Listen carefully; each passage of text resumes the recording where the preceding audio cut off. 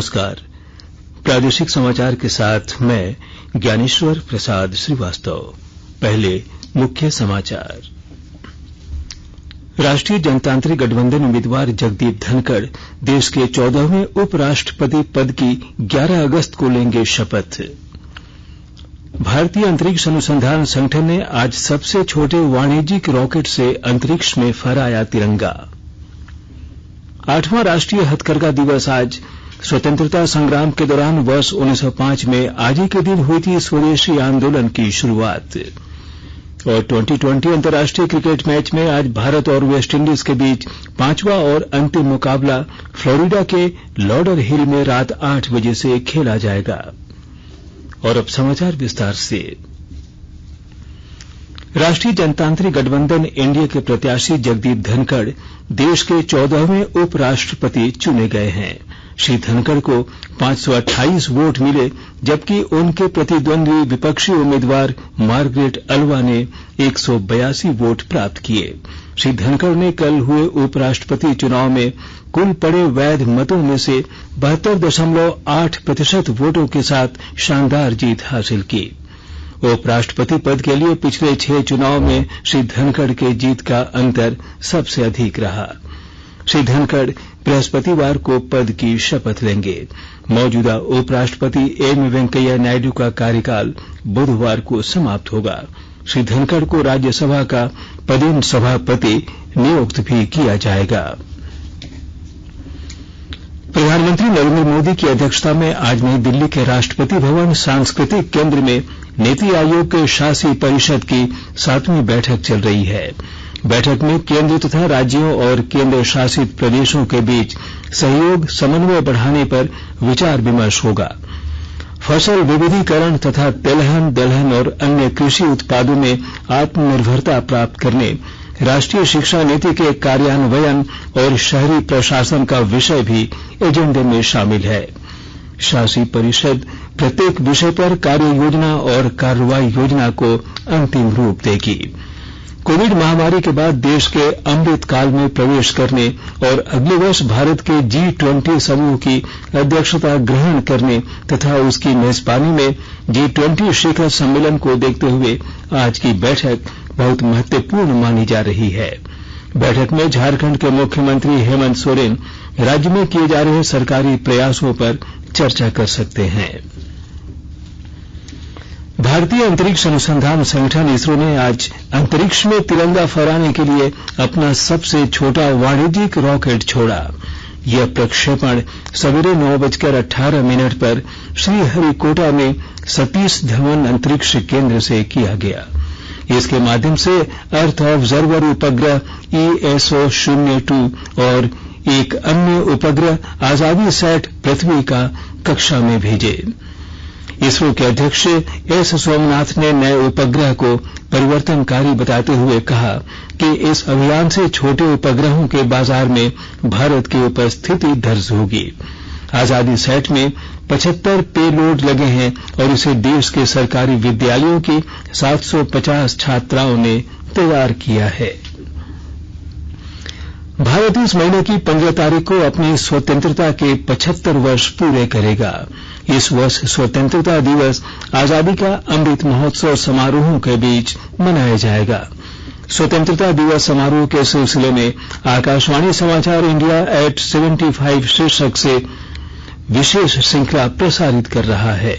आत्मनिर्भर भारत अभियान प्रधानमंत्री नरेंद्र मोदी की नए भारत की परिकल्पना के अनुरूप चलाया जा रहा है।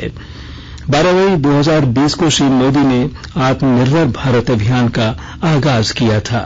इसका उद्देश्य राष्ट्र को सभी क्षेत्रों में स्वतंत्र और आत्मनिर्भर बनाना है। श्री मोदी ने आत्मनिर्भर भारत अभियान के 5 स्तंभों अर्थव्यवस्था, मूलभूत ढांचा, कानून व्यवस्था, जीवंत जनसंख्यिकी और मांग का उल्लेख किया था। केंद्रीय संस्कृति और सूचना तथा प्रसारण मंत्रालय की ओर से 22 जुलाई से हर घर तिरंगा कार्यक्रम शुरू किया गया है। आजादी का अमृत महोत्सव के तहत देशवासियों में देशभक्ति की भावना जागृत करने और राष्ट्रीय ध्वज को सम्मान प्रदान करने के उद्देश्य से यह कार्यक्रम शुरू किया गया है।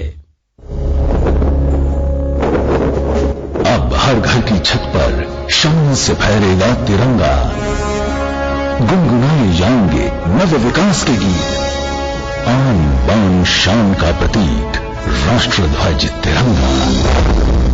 आइए आजादी के अमृत महोत्सव के पावन अवसर पर इस स्वाधीनता दिवस हर घर फहराते हैं तिरंगा और लेते हैं भव्य और सशक्त भारत के निर्माण का संकल्प। आइए हर घर फहराएं तिरंगा।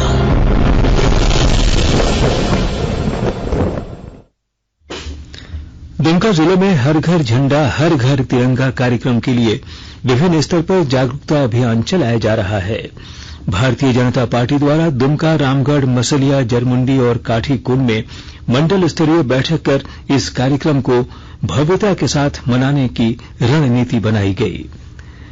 बैठक में पंचायत से लेकर मंडल स्तर तक के पार्टी कार्यकर्ताओं और पूर्व समाज कल्याण मंत्री लुईस मरांडी ने भाग लिया। प्रत्येक पंचायत में भाजपा कार्यकर्ताओं की 4-4 टीमें गठित की गईं, जो हर घर जाकर वहां तिरंगा लहराने में घर के लोगों की मदद करेंगे। वहीं रामगढ़ और मसलिया प्रखंड में जेएसपीएल की महिला कार्यकर्ताओं ने जागरूकता रैलियां निकाली। उधर हजारीबाग जिले में भी आजादी की 75वीं वर्षगांठ के अवसर पर कई कार्यक्रम का आयोजन किया जा रहा है। जिले में बीएसएफ 22 बटालियन ने मोटरसाइकिल तिरंगा रैली निकाली। मोटरसाइकिल तिरंगा यात्रा के दौरान पदाधिकारी और बड़ी संख्या में केंद्रीय रिजर्व पुलिस बल के जवान शामिल हुए। रामगढ़ जिले में भी आजादी के अमृत महोत्सव के अंतर्गत हर घर तिरंगा अभियान को लेकर कल उपायुक्त सुश्री माधवी मिश्रा की अध्यक्षता में गुरु नानक पब्लिक स्कूल में जिला स्तरीय कार्यक्रम का आयोजन किया गया। देश भर के डाकघर स्वतंत्रता दिवस से पहले सभी अवकाश दिनों में खुले रहेंगे। सभी डाकघर हर घर तिरंगा अभियान के अंतर्गत राष्ट्रीय ध्वज का वितरण और बिक्री करेंगे। संचार मंत्रालय की विज्ञप्ति में कहा गया कि 7, 9 और 14 अगस्त को सभी डाकघरों में राष्ट्रीय ध्वज की बिक्री के लिए विशेष प्रबंध किए गए हैं। आकाशवाणी के ताजा तरीन समाचारों के लिए आप हमारी वेबसाइट newsonair.com पर लॉग ऑन कर सकते हैं। ताजा समाचार Twitter handle @AIR news alerts और Facebook page all India radio news पर भी उपलब्ध है। आप प्रादेशिक समाचार एकांश के ट्विटर हैंडल @AIR न्यूज_रांची और फेसबुक, इंस्टाग्राम पेज तथा YouTube channel AIR news Ranchi पर भी हमारे बुलेटिन सुन सकते हैं। प्रादेशिक समाचार आप आकाशवाणी रांची से सुन रहे हैं और अब पेश है कोरोना से बचाव के कुछ संदेश।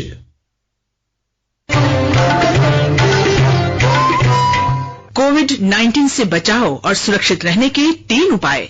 मास्क लगाएं, 2 गज दूरी है जरूरी, सुरक्षित दूरी रखें, हाथ और मुंह साफ रखें।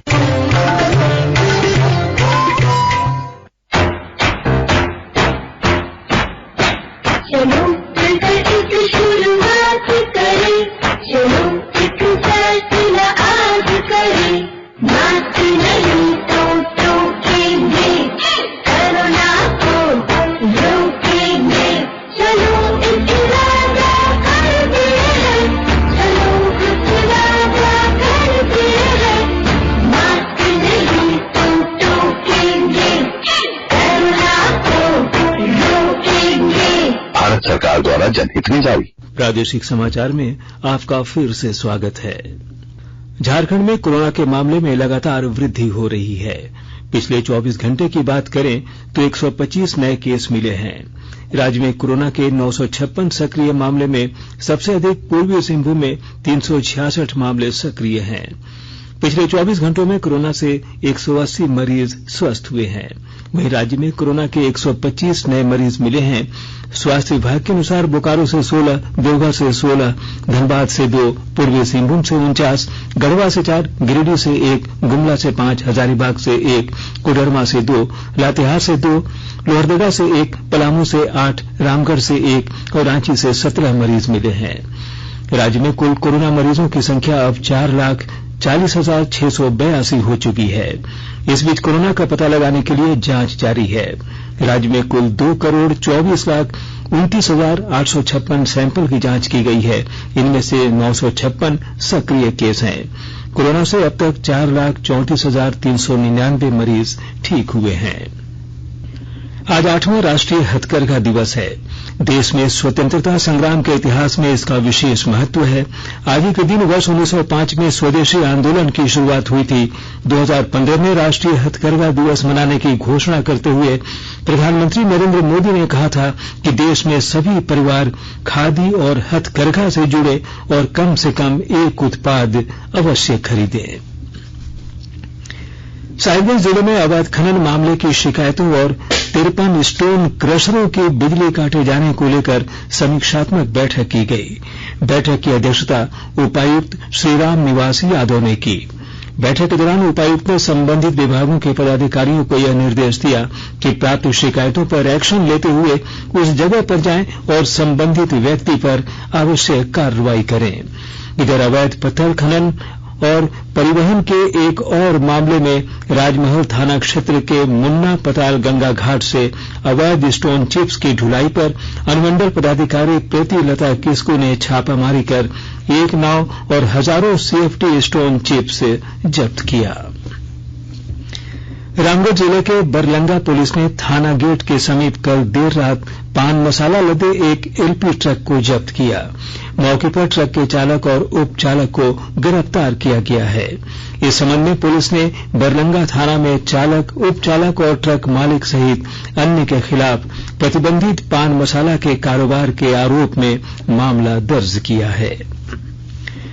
2020 अंतर्राष्ट्रीय क्रिकेट मैच में आज भारत और वेस्टइंडीज के बीच 5वां और अंतिम मुकाबला फ्लोरिडा के लॉडर हिल में खेला जाएगा। मैच भारतीय समयानुसार आज रात 8 बजे से होगा। उधर भारत ने कल वेस्टइंडीज को चौथे 2020 अंतर्राष्ट्रीय क्रिकेट मैच में हराकर 5 मैचों की श्रृंखला में 3-1 की अजेय बढ़त बना ली है। बर्मिंघम में राष्ट्रमंडल खेल में कल का दिन भारत के लिए बड़ी उपलब्धियों का दिन रहा। पुरुषों के लॉन बॉल प्रतियोगिता में पहली बार भारतीय टीम ने रजत पदक हासिल किया। इस जीत में झारखंड के 3 खिलाड़ियों सुनील बहादुर, चंदन कुमार सिंह और दिनेश कुमार का विशेष योगदान है। भारतीय पहलवानों ने कुश्ती में स्वर्ण पदकों की एक और हैट्रिक के साथ कल बर्मिंघम में अपना दबदबा बनाया। रवि कुमार दहिया, विनेश फोगट और नवीन कुमार ने अपने अपने वर्ग में स्वर्ण पदक जीते। अविनाश साबले ने 3000 मीटर स्टीपलेज में 8 मिनट 11.2 सेकंड का नया राष्ट्रीय रिकॉर्ड बनाकर रजत पदक जीता। दूसरा रजत पदक प्रियंका गोस्वामी ने महिलाओं की 10,000 मीटर रेस वॉक फाइनल में जीता। बॉक्सिंग में अमित पंघाल ने जाम्बिया के मुक्केबाज पैट्रिक चिनियम्बा पर कड़ी मेहनत से जीत के साथ फाइनल में पहुंच गए, जबकि नीतू घंघास ने 48 किलोग्राम वर्ग के फाइनल में प्रवेश किया। निखात जरीन महिलाओं के लाइट फ्लाइट ओवर वर्ग में फाइनल के लिए क्वालिफाई करने वाली तीसरी भारतीय मुक्केबाज बनी। बैडमिंटन में पीवी सिंधु ने मलेशिया की जिन वेई गुह को हराकर सेमीफाइनल में प्रवेश किया। भारत अब तक 35 पदक जीत चुका है, जिसमें 12 स्वर्ण, 11 रजत और 12 कांस्य पदक शामिल है। और अब अंत में मुख्य समाचार एक बार फिर। राष्ट्रीय जनतांत्रिक गठबंधन उम्मीदवार जगदीप धनखड़ देश के 14वें उपराष्ट्रपति पद की 11 अगस्त को लेंगे शपथ। भारतीय अंतरिक्ष अनुसंधान संगठन ने आज सबसे छोटे वाणिज्यिक रॉकेट से अंतरिक्ष में फहराया तिरंगा। 8वां राष्ट्रीय हथकरघा दिवस आज स्वतंत्रता संग्राम के दौरान वर्ष 1905 में आज ही के दिन हुई थी स्वदेशी आंदोलन की शुरुआत। और 2020 अंतर्राष्ट्रीय क्रिकेट मैच में आज भारत और वेस्टइंडीज के बीच 5वां और अंतिम मुकाबला फ्लोरिडा के लॉडर हिल में रात 8 बजे से खेला जाएगा। इसके साथ ही आकाशवाणी रांची से प्रादेशिक समाचार का ये बुलेटिन समाप्त हुआ। नमस्कार।